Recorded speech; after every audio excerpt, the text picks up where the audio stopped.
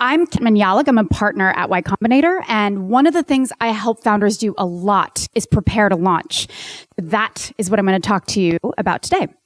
So I want to change the way that you think about launching. So most people think about launching as something that you get one shot at.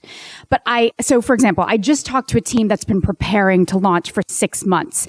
They were lovingly trying to get every pixel perfect on their product before they shared it with everyone. And now they are stressing over every line on their landing page. And, they're trying to line up everything right with timing. But if you're like most startups, you will launch something and no one will care. And if it took you 6 months to get there, your startup is probably going to be dead before you get another chance to launch. So in the same sort of spirit as always be shipping, I want you to think about launching as something you can continually do. I want to destroy the idea that launching is just this one moment in time, because assuming you do well and assuming you ship new products and new features, you are never going to be not launching. So let's talk about all the ways that you can launch. Here are different opportunities to launch that we're going to go through today. I'll go through each of these except press launches. We have done a previous startups lecture on press launches, and I'll share a link to that and some resources, after this. But we'll go over most of these, and most of these things are things that you should be doing while you're in startup school. So let's talk about first why you want to continuously launch. So before you even have a fully functioning product, you get a chance to practice your pitch, and you can refine it. You can A/B test it and see how people actually respond to the idea. And then once you have an MVP or, a very early version of your product, launching through different channels will give you an opportunity to see how people will respond to that early version of the product.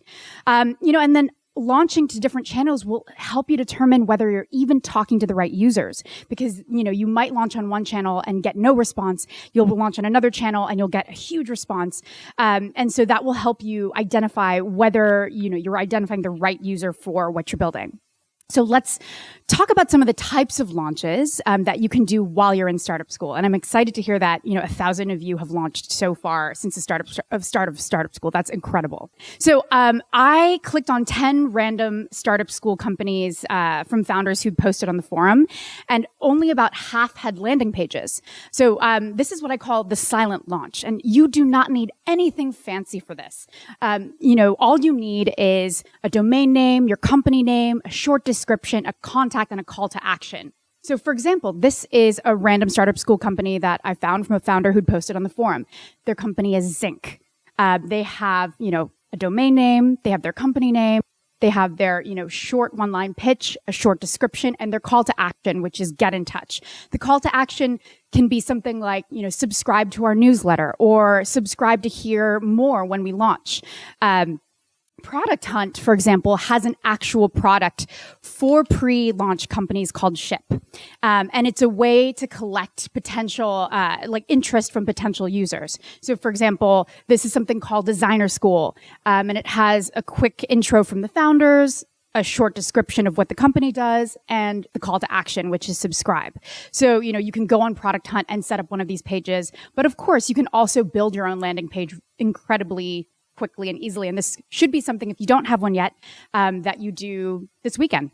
So the next thing is the friends and family launch. So if you're at idea stage, you can test out your short pitch on family and friends and see how they respond. And once you have an MVP, do a friends and family launch as quickly as possible. So in its earliest days, Reddit was shared just among the founders of their batch at YC. There were only 8 companies. It was a really small community. I used the Wayback Machine to actually see what Reddit looked like in its earliest days. It hasn't changed that much. But if you look closely, this is actually before they called upvotes. They were calling it boosts. This is like 2005, I think July. So that's how they got their very first users, just sharing it among their community of founders. And so, what I recommend you do is share the product with your friends and family, watch them use it, sit down next to them and ask for feedback. But don't stay in this phase for too long, because your friends and family might not be the exact right ideal user for your product or what you're building. And so sometimes their feedback isn't quite as helpful as a real user's is. So for example, if Alexis and Steve had shared this with their parents, their parents might have been like, what the hell is this? So you get out of that, family and friend circuit as fast as you can. And so the next move would be to launch to strangers. So one of my favorite examples of a YC company launching to strangers is the company Lug. So Lug is an app that lets you call movers and delivery people on demand. So even before Lug had built a fully functioning app or product, they would rent a truck and they would go drive to IKEA and they would sit outside of IKEA. So they would watch shoppers and they'd look for people who were having a particularly difficult time tying stuff to the top of their cars. And they'd run up to those customers and they'd say like, hey, instead of trying to tie this, mattress on top of your car, wouldn't it be cool if you could just push a button and someone with a truck would come and help do this for you? And, the customers would be like sweating and they'd be like, yes, that's exactly what I need at this moment. And, they'd download the app. They'd click the Lug button, and then the founder would run back to the parking lot, drive up in his truck, and then the customer would be like, oh my God, it's you. And they were like, yeah, so it was a real hustle at the beginning. Like none of this was working on the back end, but it really confirmed for them that this was a hair on fire problem for their users and customers. And so they decided it makes sense for us to really build this out and spend time, on this product. So launching to strangers will help do that for you. It will help show you whether people are actually willing to download and pay for what it is you're building. Let's talk about online communities. This is actually one of my favorite ways to launch. I think you should plan a launch for every single community that you are part of. So when a company goes through Y Combinator, they have the option of launching on Bookface before they launch publicly. So Bookface is our internal platform at YC. It's like Facebook meets LinkedIn meets Quora. And there are currently over 4,000, other founders on Bookface. So it's a fairly low risk way to launch because it's not totally public, but there are, is enough of an audience there to get some feedback. And you're launching in front of, fairly friendly people who, want to see you succeed. And so they launch there.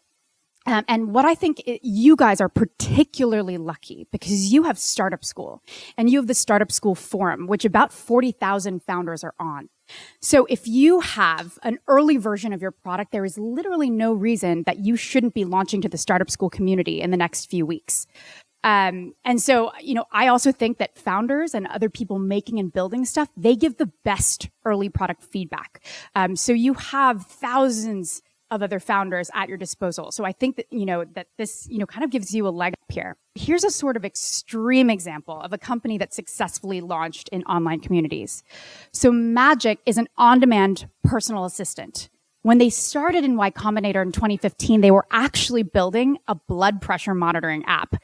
So they were trying to get this blood pressure monitoring app to grow, and it wasn't growing as quickly as they were hoping. So they decided, let's test out another idea that we had. So they sent a link around to their friends and family, and it just looked like this. It basically said like, text this phone number and we'll make anything happen like magic. Like it was very, very basic. And one of their friends thought it was so cool that they shared it on Reddit and Hacker News. And basically overnight, like over the course of a weekend, 40,000 people signed up to use Magic. And so of course they were like, oh my God, this is crazy. And let's be honest, this is an extreme case and almost no one who launches on Reddit and Hacker News is going to get 40,000 users overnight. But my point is it's definitely worth putting yourself out there because, you might be one of those like extreme cases, but at the very least, you'll get some early users and you'll get some great feedback. So many of the startups that go through YC launch on Hacker News and Product Hunt. And, we over time have looked at the stats of how well these launches convert. So, a TechCrunch launch versus a Product Hunt launch versus a Hacker News launch. And in terms of converting to users, they're starting to even out in terms of their impact and conversion for, whether it's, your signups or, converting to customers. So if you're launching in these communities and aren't active members of these communities yet, my suggestion is that you spend a little bit of time looking at the communities, You understand the rules, especially if you're posting to subreddits, right? They all sort of have their own, moderators have their own rules. Understand the best way to talk to these communities. And if it's a community that's known for being helpful, ask for advice, ask for feedback. If you're not part of these communities, I'd reach out to someone who is and ask them for advice. Ask them for the best way to launch, because there are going to be tips for every community. And, for example, one company in this batch, was building something that he wanted to get more, women's perspectives on. And they're, 2 male founders. And one of the users of Alpha, which is a community for women in tech, said, hey, I'll post that to Alpha for you. And I'll tell you what kind of feedback they got. So I recommend connecting with someone in the community and asking them for help if you're not part of the community yourself. The biggest piece of advice I have for launching on online communities is write like you talk. Do not talk like a marketing robot. People hate that. So don't use marketing language or deep jargon. Talk like a human when you're addressing the community. So all you need in these, when you introduce yourself in these posts, introduce yourself, talk about what you're building, talk briefly about why you're doing it or how you came across the problem.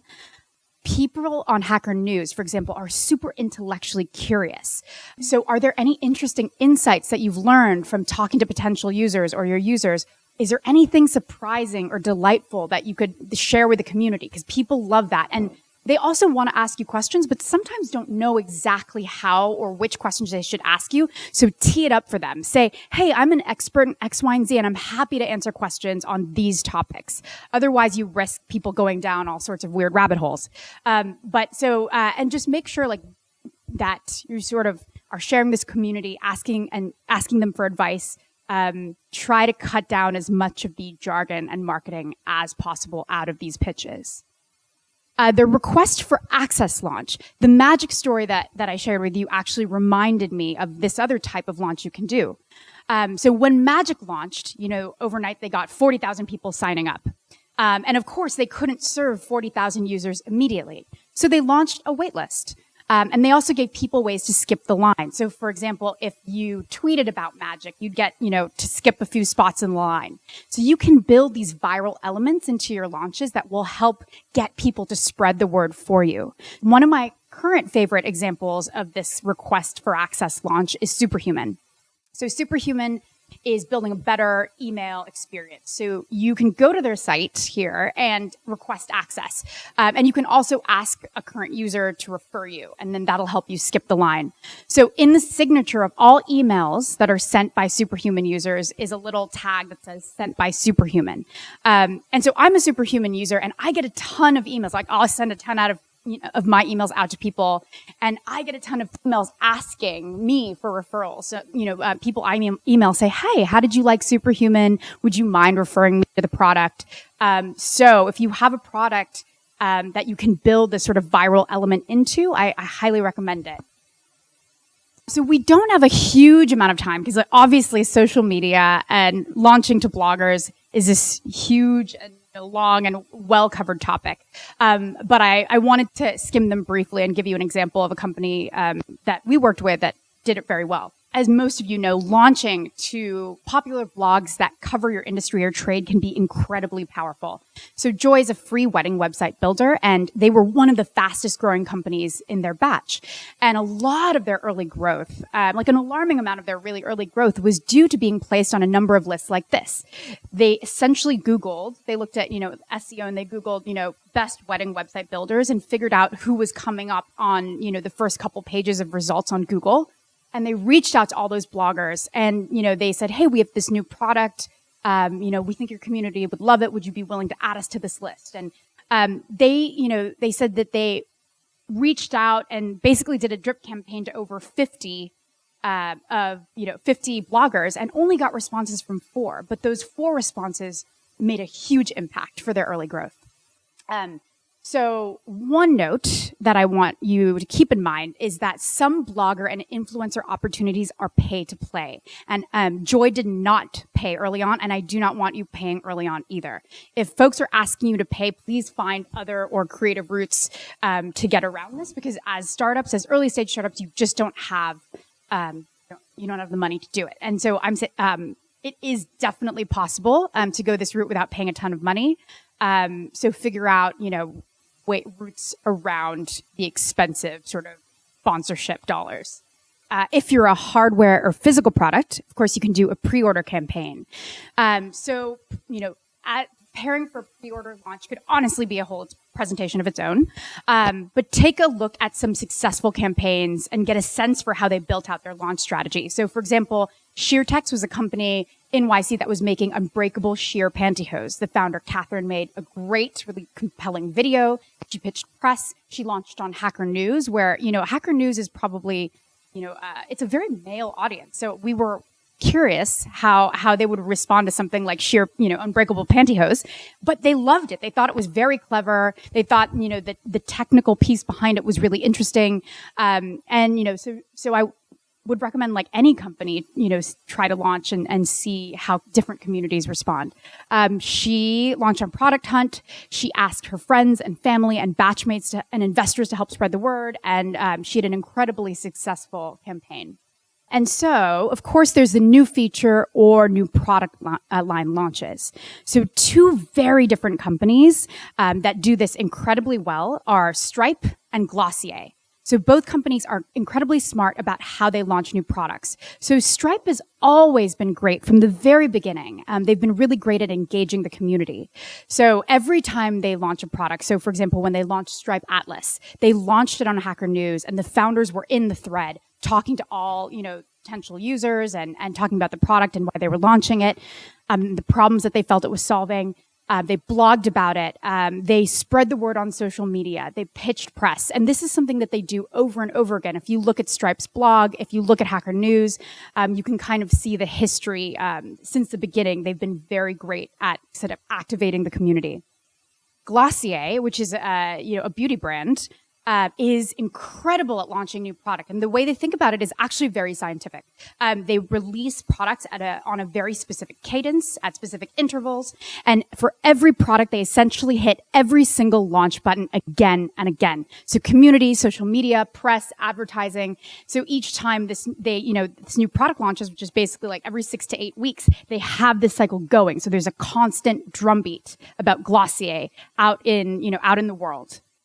One last note before we jump into questions is while you're in startup school, you should start to build your own communities. And you can do this even really pre-product. So there was one YC founder, Gadi Evron, who is founder of Symmetria, and he had a really particularly successful TechCrunch launch. A TechCrunch launch is a story about what they were doing, launched in TechCrunch, and I noticed that they had a ton of shares, a ton of engagement. So I asked him to share, how did you set this up? What did you do to share and spread the word about your launch? And he said that over the years, even before launching the product, he started to build his own email list. So every person he met that he discussed his startup with, even very loosely, he would add them to an email list, and they would get, sort of email updates about what he was working on a semi-regular, at semi-regular intervals. So when the TechCrunch article came out, he said he sent that email to the list full of all the people that he'd ever talked to, other startup founders, investors, friends, family, and asked for their help in spreading the news. And he said the response was significant. And he even saw VCs who hadn't invested in them sharing the story from their own personal Twitter accounts. And he said, you would be really surprised by who comes out of the woodwork to help when you ask for it. So I would recommend while you're in startup school, you have the opportunity to talk to so many people about what you're building and start and ask them, hey, can I add you to my update list? And over time, that you'll get that into the hundreds, maybe even thousands. So I would definitely recommend that you start doing that now. And so to sum up, I want you to stop thinking about launching as this one moment in time. I don't want you to spend all of startup school getting ready for this one big day, this one big launch day that you're trying to line up all these things for. This is something that is a continuous process that you can do over the course of the next couple months and into the life cycle of your company.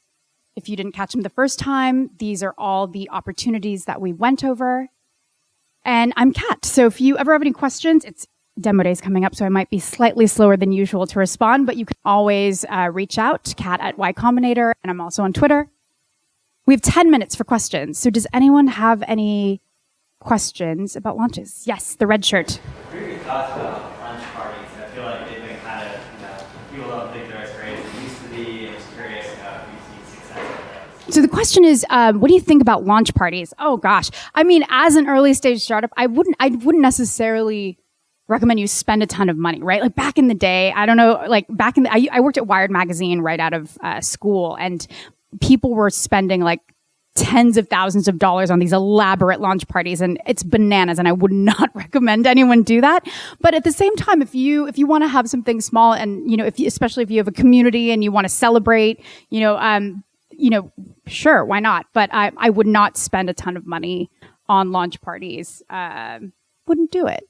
But I'm not going to stop you if you want to do something smart and and fun.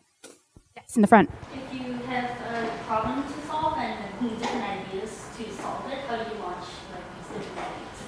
So the question is, if you have different ideas and you're trying to test out different ideas or different approaches to solving a problem, how do you recommend launching it? And so I think you could definitely say you have two different ideas, and you're trying to kind of what industry, just really quickly.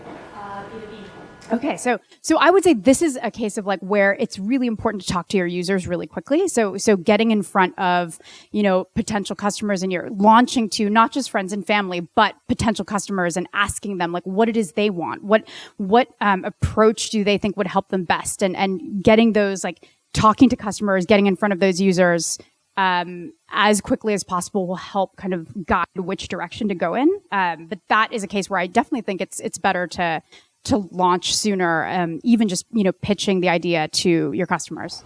Yes. First of all, thank you very much for the information. It's very, very helpful, especially in my company. We started a campaign, marketing campaign 2 weeks ago, and we're getting really good results. But we had some challenges also that we talked about I can relate to it, and you already learned a lot about it. I have one question. What you mentioned about launching with Hacker News, what kind of campaigns have better results there? B2C, B2B, what kind of... Yes, that's a good question. So the question is, if you are launching on Hacker News, what types of companies are better suited to launch on Hacker News? B2B, consumer, dev tools. So the Hacker News community is a lot of very smart technical people, but you would be surprised. So I would recommend if you go to news.ycombinator.com/launches, you can see a list, or even Show HN, you'll see a list of all the companies. /launches will show you a list of all the YC companies that have launched. Show HN is all general companies that have sort of shared what they're building on HN.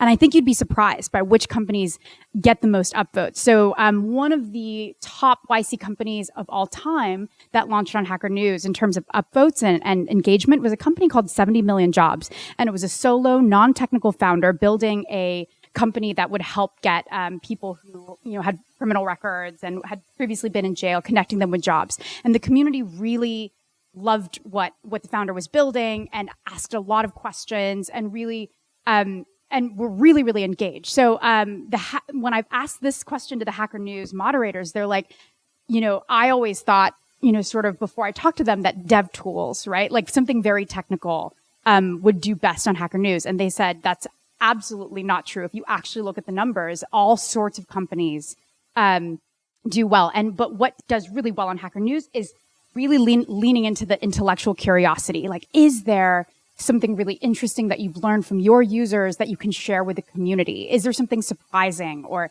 that they might not have heard elsewhere? And so that's one recommendation I'd have there. Is it doesn't matter what industry you are, but really try to speak to the community in a way that will kind of connect with them. And then I would look at previous launches that have done well and see how they've described themselves and how they've kind of teed up the communities to start asking questions. And at Reddit, what age range usually we can expect to have? Oh, really depends. So what I would recommend with Reddit is you target a subreddit that is very specific to, so Reddit has a lot, like millions of different subreddits on every single topic. So you can find subreddits on, TV shows all the way to like fitness and to men's fashion advice and history buffs. And so what I would do is I would figure out what is the subreddit that you want to target first. And then the demographics are going to be different depending on what subreddit you go after. But of course, it's like on average, it's probably like younger male audience.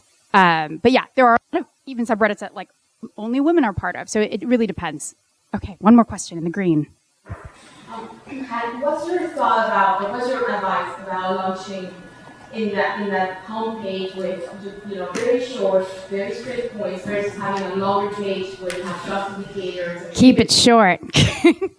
Yeah, I think for your landing page, you want it to be really clear what it is you're building and who it is you're building for.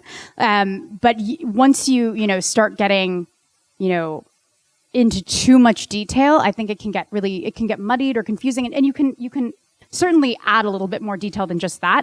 But I would keep copy really tight. Like people's attention spans are really short these days, and I think it's, if you can and you have a huge community here to help you A/B test that messaging and that kind of that front page copy. So, but I would recommend to keep it as short and succinct as possible. Okay.